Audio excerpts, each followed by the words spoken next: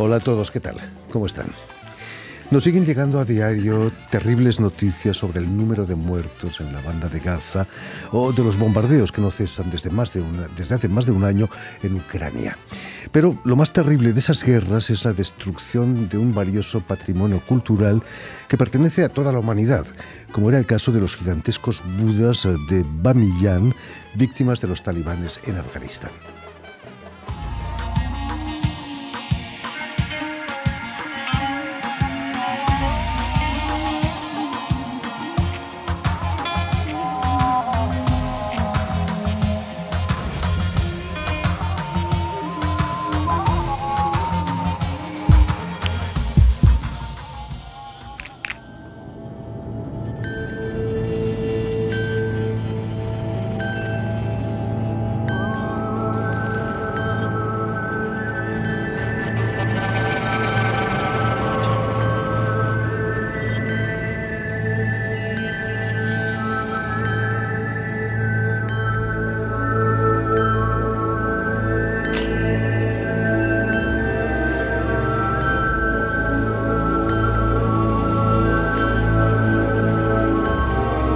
Esos budas que desaparecieron, que tenían más de 1500 años de antigüedad, eran considerados por la UNESCO Patrimonio de la Humanidad. Y precisamente para hablarnos de este patrimonio cultural de la humanidad y de los difíciles momentos por los que está pasando, tenemos con nosotros a Ernesto Otone, subdirector general de Cultura de la UNESCO. Muy buenas tardes, Ernesto. Muy buenas tardes. Bienvenido a Radio Francia Internacional. Gracias. Más de 20 años han pasado después de la destrucción de esos budas y sigue doliéndonos esa desaparición. Quizás porque nos pertenecían a todos, ¿no? Absolutamente, sí. La destrucción del patrimonio no tiene solamente que ver con la destrucción material de bienes culturales. Tiene que ver con identidades, tiene que ver con el multiculturalismo. Y sobre todo lo más importante es que, claro, cuando tú tienes más de 1100 sitios inscritos en la lista del patrimonio mundial, significa que tienen una autenticidad y un valor histórico para las futuras generaciones. Entonces, finalmente, la destrucción por el hombre o por la naturaleza, efectivamente es irreparable. Uno puede reconstruir. En el caso que tú planteas, nosotros tuvimos casi 18 años trabajando y hasta hace 3 años atrás ya había uno de los nichos que se había recuperado. Se había construido con financiamiento coreano y japonés un centro de interpretación para tener toda la historia desde el siglo XVI hasta incluyendo la destrucción. Y ahora estamos de nuevo en una situación compleja donde estamos trabajando con algunos agentes locales, pero sin trabajar con el gobierno. Por lo tanto, es muy complejo cómo tú aseguras una continuidad en lo que es la restauración de un monumento tan simbólico como ese. La vuelta de los talibanes al gobierno no facilita las cosas, imagino, ¿no? No, ha complicado mucho el asunto. Nosotros seguimos trabajando en el terreno. Tenemos 4 proyectos mayores. Está también la Torre de Jam, que se está remodelando. Pero claro, es complejo cuando hay resoluciones de Naciones Unidas que no te permite trabajar con algunos estados por su gobierno totalitario. Permíteme que explique a nuestros oyentes que has nacido en la ciudad chilena de Valparaíso en 1972, menos de un año antes del golpe de estado de Pinochet. No era el momento más oportuno para nacer, ¿no, Ernesto? Bueno, yo te diría que era oportuno para la generación de nuestros padres, que sin duda creían en una utopía específica. Pero claro, yo soy hijo del exilio, 17 años y medio de exilio, y me tocó vivir en muchos países siguiendo a mis padres en ese... Es cierto que tu padre, Ernesto Otone Fernández, fue nombrado pocos meses antes del golpe subdirector de la Federación Mundial de Juventudes Democráticas y que se fue antes del golpe a Hungría, ¿no?, donde estaba la sede de esa organización. Claro, el presidente Allende lo había mandado a representar a Chile, pero gracias a eso mi padre está vivo. O sea, hay que saber que en ese tiempo era comunista, era la juventud comunista. De la generación de los 37 dirigentes sobrevivieron 3. Terrible, ¿no? Y de eso siguen habiendo 22 desaparecidos después de todos estos años. ¿Eras consciente de eso durante tu infancia? Bueno, ahora estoy en terapia, entonces estoy revisando mi pasado, pero no, lo importante, uno cuando niño veía la ausencia de la patria, sin entender mucho la patria. Me fui a los 3 meses del país. y volví con los 18. Pero claro, lo más fuerte fue regresar y encontrarse con un país que seguía el país imaginario que te habían contado los padres. Entonces el exilio, y muchos españoles vivieron eso en los años 30 también, o cuando volvieron los 60, después de la caída de Franco, son otros países. Se desarrollan distintas, una sociedad compleja, y por lo tanto yo te diría que el tema de los exilios y de los hijos de los exiliados, de mi generación casi ninguno volvió a Chile, o los que volvieron después se volvieron a sus países porque tenían más raíces en otros lugares. Entonces, poder contribuir a ese imaginario de país es muy importante, y por eso yo sigo creyendo que la política es un escenario para la cohesión social y para la construcción de paz, finalmente, que es lo que me llevó a la UNESCO. Imagino que en tu casa se hablaba español, en París, en Budapest, en Viena. ¿Era ese el nexo con Chile, el idioma? Era el idioma y era las tradiciones. Es decir, cuando venían chilenos de otros países del mundo, claro, estaba el idioma y estaban los hábitos. En Chile hay hábitos culinarios y por eso hay cosas interesantes con respecto a lo que pasó en el Comité del Patrimonio Inmaterial ahora hace muy poco en Botswana, porque esos son los referentes que uno se va construyendo. La música, imagino, también, ¿no? Por supuesto, o sea, la música latinoamericana, que obviamente no llegaba a los países del este en la época en Hungría, claro, provenía de la gente que venía, que volvía, y claro, uno se fue creando un repertorio musical latinoamericano, la nueva canción chilena o lo que son los boleros, lo que es la tradición también de América Central y del Caribe, por supuesto, está en la piel de uno. Vuelves a Chile en 1989, donde vas a estudiar teatro en la universidad y un posgrado de gestión cultural. ¿Tuvo alguna influencia el haber vivido en los grandes polos culturales de Europa? Viena, Budapest, París. Sin duda, sin duda. Ahora, yo empecé a hacer televisión a los 7 años de edad, entonces yo me desarrollé siempre en carrera artística y toda mi vida fue en torno a eso, y ha sido toda mi vida en torno a eso. Pero claramente haber vivido en los países del este y después pasarse al occidente, obviamente y haber vivido en América Latina, esa confluencia de culturas, en plural lo digo, te va formando también en lo que finalmente tú tomas como carrera. Puede haber sido arquitectura, puede haber sido teatro, cine, pero claro, elegí algo que en ese momento era lo que más me atraía. Solo te faltaba Berlín para completar esa paleta de países culturales. Vas a vivir un año allí en Berlín, ¿no? Claro. Vas a tener un hijo incluso en Berlín. Sí, tengo un hijo que es chileno-alemán. Sí, hice estudio, me tomé un año sabático también para tener a mi hijo en ese momento. Quería vivir la experiencia de ser mamá y papá al mismo tiempo. Y fue muy interesante, fue en los años 2000. Berlín estaba recién reconstruyéndose. Precisamente Berlín había sido destruida durante la Guerra Mundial. ¿Fue allí donde nace tu sensibilidad por el patrimonio cultural? Entre Francia y Berlín, yo le diría, entre París y Berlín. Tiene que ver con...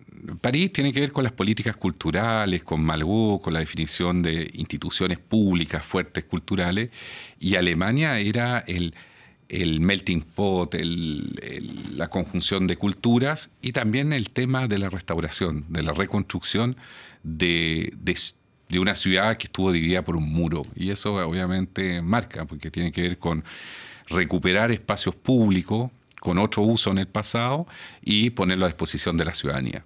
París, tuvimos la suerte de salvarnos de la destrucción. ¿Quién no ha leído Art de París o visto la película? Quizás ese es el secreto de París, ¿no? Haber conservado su esencia. Sí, y París es un muy buen ejemplo, pero hay muchas ciudades en el mundo que han sabido conservar su patrimonio. Yo vengo llegando de una conferencia que tuvimos, que es la primera que nosotros organizamos como UNESCO, que era entre el patrimonio material e inmaterial, entre los dos listados más importantes que tiene la UNESCO, y era en Nápoles. Y ahí tú te das cuenta que, claro, hay ciudades que tienen capas y capas de historia que han sabido mantenerlo, respetarlo. Y ahora lo más importante es cómo tú eso lo pones a disposición de la ciudadanía, cómo esos que eran tesoros que antiguamente eran cerrados, guardados en museos, hoy en día se convierte en un espacio vivo donde la gente logra entender por qué uno es como es, por qué uno establece las relaciones de algún modo, y eso tiene que ver con el patrimonio y la construcción identitaria. Hablando de museos, vuelves a Chile para hacerte cargo del Centro Cultural Matucana 100, que vas a dirigir 10 años, entre el 2001 y el 2010. Mucho había cambiado Chile, ¿no?, en esos años de ausencia. Enorme, enorme. A mí me tocó, claro, yo venía con la ilusión, había trabajado con París en la Gondal de la Villette, en Alemania en la Kulturbrauerei, que era una antigua cervecería, y era cómo tú recuperabas antiguas industrias abandonadas en espacios culturales para la ciudadanía. Y ese desafío es uno de los regalos más lindos que uno puede tener como gestor cultural, que en el fondo no es construir un edificio de la nada, es espacios que tienen una identidad histórica, ponerlo y revisitarlos para darle un sentido más contemporáneo. Y yo creo que es el desafío en muchas de las misiones que yo hago, que es cómo no separar el patrimonio del futuro, cómo no separar la identidad de lo vivo. Es decir, que toda cultura es un momento de compartir con el otro. Y yo creo que ese es como el gran desafío de todas las sociedades. Ernesto Tone, has sido presidente también del Consejo Nacional de Cultura y en 2018 eres nombrado el primer ministro de Cultura de Chile. Claro. Es un honor. No duró mucho la aventura, ¿no? Vienes a París nombrado en la UNESCO como subdirector de Cultura. Bueno, la verdad es que fui ministro 3 años y medio. Lo que pasa es que el Consejo Nacional de Cultura tenía rango de ministro, pero a mí me tocó, con la presidenta Bachelet, que era su gobierno, encabezar la construcción del Ministerio de Cultura. Y eso me tomó 2 años y medio, 3 años, en base a discusiones de más de 20 años. Chile era uno de los pocos países de América Latina que no tenía ministerio. Y claro, poder juntar el patrimonio con las relaciones internacionales y las instituciones de la creación artística fue un desafío maravilloso en un gobierno que me dejó muchas posibilidades de desarrollar con el mundo cultural un proyecto ciudadano en donde por primera vez se reconocen los pueblos indígenas. Entonces me tocó encabezar todas las consultas indígenas en el país.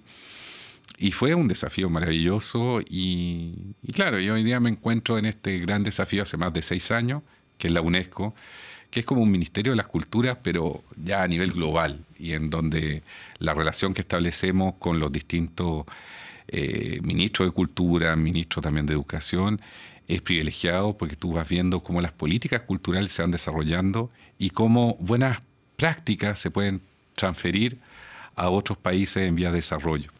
Aquí en Francia nos parece lo más normal del mundo tener un ministro de Cultura, pero no hace mucho no existían. Malraux fue el primer ministro, uno de los primeros ministros de Cultura. ¿Te marcó eso también, tu paso por París?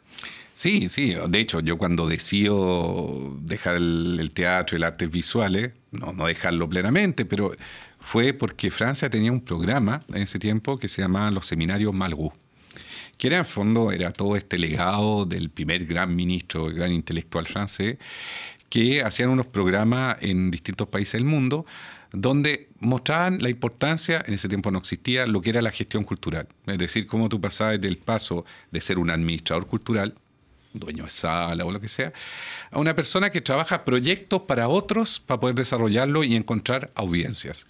Y ese desafío fue lo que a mí me transformó mi vida y me motivó. Volvamos al patrimonio universal. La guerra de Ucrania vuelve a poner en peligro un muy valioso patrimonio en Kiev, pero en tantas otras ciudades ucranianas. Imagino que ha supuesto un desafío para la UNESCO y para tu trabajo, ¿no? Claro, para la UNESCO fue una novedad en el sentido que la UNESCO es conocida por llegar después, en el post-conflicto. De hecho, la primera convención que tiene la UNESCO es la de La Haya, la 54, es en tiempos de crisis. Pero generalmente nosotros trabajamos una vez que el desastre ya pasó o que está pasando. Es lo que tenemos con el espíritu de Mosul, que llevamos más de 4 años reconstruyendo la ciudad de Mosul con mezquitas, iglesias, casas patrimoniales, o con resoluciones de Naciones Unidas como la 2034, que hoy día la destrucción del patrimonio lo considera como un crimen de guerra. Fue en Tombuctú y están los primeros generales presos debido a lesa humanidad contra el patrimonio. En Ucrania lo que pasó es que la guerra sigue. Entonces la primera vez que nos hemos enfrentado a actuar en el terreno durante un proceso bélico. Y claro, una de las primeras acciones fue la inscripción del Centro Histórico de Odesa en la lista del Patrimonio Mundial y poner en lista en peligro Odesa, Lviv, Kiev. Y ahí tenemos un satélite, una oficina que está trabajando, en donde estamos creando, con el gobierno español, entre otras cosas, el primer espacio de hub creativo en Lviv, donde estamos dándole albergue a todos los artistas para poder seguir desarrollarse en la creación en torno al patrimonio inmaterial. Hemos hecho muchos seminarios en torno al tráfico ilícito y cómo aseguramos que los objetos no son robados y sacados del país. El patrimonio inmaterial con las mujeres y los hijos para no perder costumbres y tradiciones. Y sobre todo el rescate de los monumentos. Hoy en día nosotros hacemos, y de repente las nuevas tecnologías, eso es lo que aportan, supervisión satelital todos los días, en donde nosotros entregamos a Naciones Unidas y al gobierno ucraniano la estimación de cuánta destrucción ha habido en este momento. Anteayer, teníamos 333 monumentos históricos que han sido destruidos parcial o enteramente en Ucrania. Por lo tanto, claro, va a costar cientos de años recuperar ese patrimonio. Y eso es lo más difícil, transmitir. Tenemos un instrumento que permite identificar cuáles son esos bienes culturales. Se llama el bouclier bleu, no sé cómo se dice en castellano, el escudo azul. El escudo azul. Y que nos permite que dos estados que están en conflicto no targeteen esos espacios culturales. Sin embargo, esos espacios culturales no pueden ser usados para fines militares. Y ahí entramos en situaciones muy complejas, como no solamente la que se está viendo en Ucrania, pero también, como tú sabes y lo mencionaste, en la Franja de Gaza. Por supuesto. En tiempos revueltos, en tiempos de guerra, la cultura adquiere otra dimensión, ¿no? Quizás se puede convertir también en arma de guerra. Yo creo que ese es el gran problema, sobre todo en organizaciones como las Naciones Unidas, que nacieron justamente para asegurar, mantener la paz en la mente, los hombres y las mujeres. Es como uno de los factores más importantes en la vida de cualquier ciudadano se puede usar en una doble arma y puede ser usado en cualquier destrucción, por ejemplo, de identidades culturales o de las lenguas. Por ejemplo, nosotros estamos como UNESCO a cargo del diseño de las lenguas indígenas. De los 8.000 lenguas, tú sabes que cada 18 horas hay una lengua que desaparece. Y eso es gravísimo. O sea, eso afecta a la diversidad cultural, eso ayuda a una globalización y de imposición de ciertas culturas sobre otras. Entonces yo creo que el trabajo que se hace, que muchas veces no es visible, es sin duda fundamental para asegurar que las nuevas generaciones tengan opciones de elegir idiomas, de elegir destinos, de elegir formas de vida que quieran hacer. Y en eso yo creo que la UNESCO lleva más de 75 años aportando en los ámbitos que son cultura, educación, ciencia y hoy en día comunicación e información. Pero los estados hacen lo suficiente para preservar ese patrimonio. Me comentabas que había más de 1.000 sitios patrimonio. 1.199. Exactamente, pero no basta con ser inscrito en ese patrimonio, luego tiene que haber presupuestos para mantenerlo, ¿no? Es el gran desafío que muchos países no logran entender, que la finalidad no es la inscripción de un bien cultural en la lista del patrimonio, es la preservación de ese bien. Y hoy en día los grandes desafíos que tenemos, por ejemplo, debido, y ahí ya no son conflictos armados, al cambio climático, es que tú tienes muchos de esos bienes que podrían desaparecer en 15, 20, 30 años. Y hoy en día, por ejemplo, con uno de los programas prioritarios que nosotros tenemos, que son las pequeñas islas insulares, el Pacífico en el Caribe, es un gran peligro. Estamos hablando de países con sitios que van a desaparecer de aquí a 20 años y que el país no puede resolver solo. El cambio climático no es un tema individual, es un tema global, y que si los países no reducen sus emisiones, no trabajan las biosferas y los geoparques y los sitios naturales, efectivamente estamos alterando el ambiente natural y obviamente vamos a hacer una destrucción masiva de esos bienes que son preciosos. Hablando de otro tipo de bienes, el importante también es el patrimonio inmaterial. El ceviche peruano acaba de ser inscrito en la lista. Plato maravilloso, pero no el único, ¿no? No, tú sabes que el patrimonio inmaterial es un concepto bastante nuevo. Nosotros decimos patrimonio vivo, en Europa se dice inmaterial. Yo creo que vivo corresponde más. El ceviche es patrimonio crudo. Es crudo, pero eso es lo interesante. Esta convención nace en el año 2003, o sea, tiene menos de 20 años. O sea, este año estamos celebrando el aniversario número 20. Y es un patrimonio que ya tiene más de 700 elementos, no sitios, inscritos, que son tradiciones, que son costumbres, que son elementos del teatro, la música. Y efectivamente, cuando tú hablas de gastronomía o de elementos culinarios, por ejemplo, el ceviche. Me han dicho muchas veces, pero ¿cómo hay que inscribir el ceviche si es una comida? Tú le explicas, no, es el ecosistema completo para que te llegue esa tradición del ceviche. O sea, en esta inscripción, en el dossier, participaron los pescadores, los productores y los chefs. Y tú ves toda la cadena de valor de lo que eso trae. Y la forma de vida. Entonces, la forma de vida de los pescadores, de los recolectores, de los que finalmente hacen el mecanismo de llegar a tu plato y de los creadores, que son los chefs, los cocineros en nuestros países. Entonces, es maravilloso. Y tú, cuando logras, te voy a contar 2 anécdotas rápidas. Este instrumento de diplomacia cultural logra que por primera vez hace 5 años tuvimos Corea del Norte y Corea del Sur presentando el mismo elemento juntos. Después de muchos años donde cada uno presentaba el mismo elemento con otros nombres, porque es una sola. O hace un año que se inscribió la rumba congolesa, con los 2 Congos, que de otro modo no habrían podido sentarse a una mesa. Hoy en día los 2 presentan. Y así tenemos millones de ejemplos. Este año, para la inscripción en Botswana, hubo por primera vez la inscripción de un elemento en donde habían 4 continentes con más de 10 países presentes y que era toda la sabiduría en torno a las parteras, el nacimiento. Esto es una tradición desde Nigeria, Colombia, pasando por Europa, Alemania.